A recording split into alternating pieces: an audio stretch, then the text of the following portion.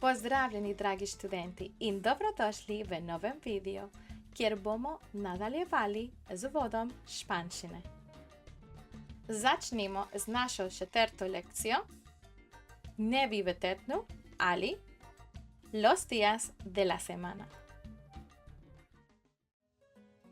Poglejmo dneve od ponedeljka do nedelje. Lunes, martes, miércoles, jueves, viernes, sábado, domingo.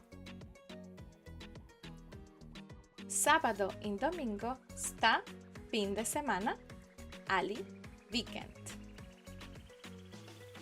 Nadalujmo z meseci v letu. Enero, febrero, marzo, abril, mayo, junio, julio, agosto, septiembre, octubre, noviembre, diciembre. Zdaj pa še letni časi. Primavera, verano, otoño, invierno.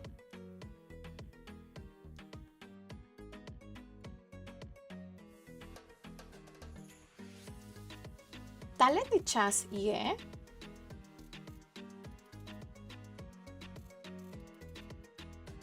invierno. Pri tej vaji vprašam, ¿cuáles son los meses de invierno? Ali, kateri so zimski meseci?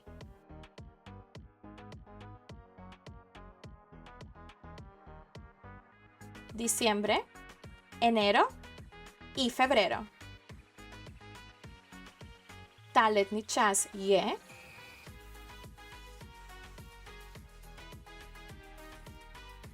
primavera. Pri tej vaji vprašam, ¿cuáles son los meses de primavera? Ali, kateri so pomladni meseci?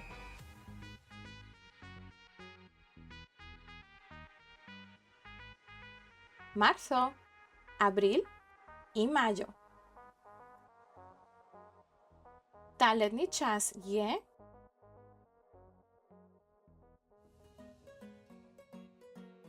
verano. Pri tej vaji vprašam, ¿cuáles son los meses de verano? Ali, kateri so poletni meseci?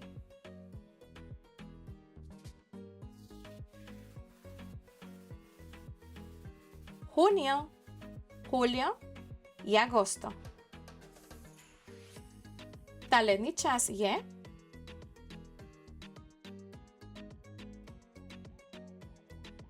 otoño. Pri tej vaji vprašam, ¿cuáles son los meses de otoño? Ali, kateri so jesenski meseci?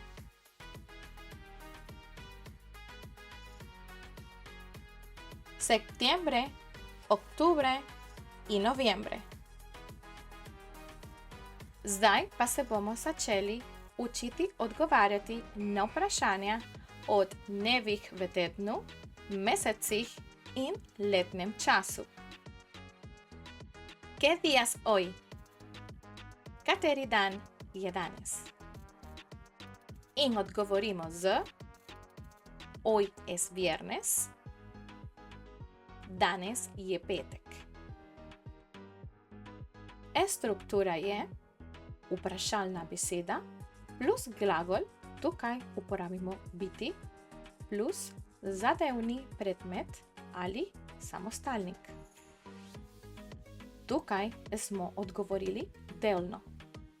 Saj popoln odgovor zahteva odgovor da ali ne.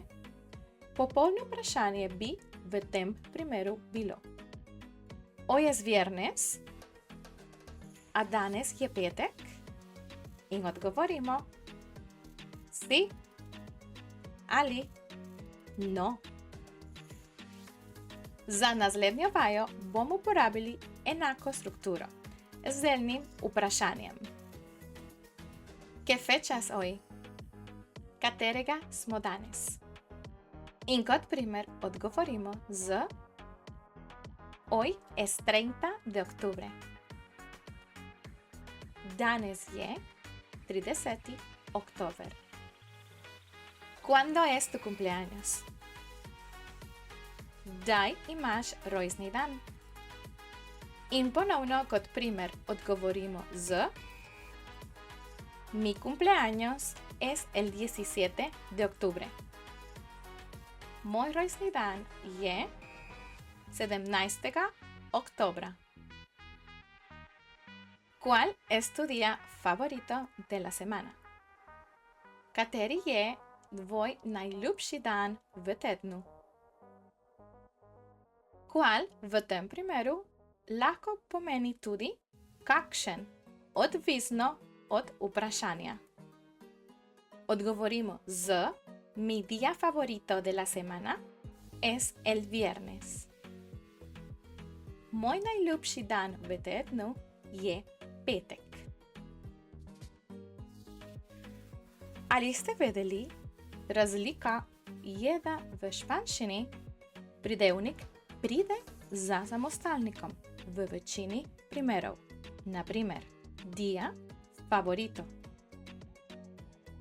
Samostalnik, día. Favorito, pridevnik. ¿Cuál es tu mes favorito del año? Kateri je tvoj najljubši mesec v letu?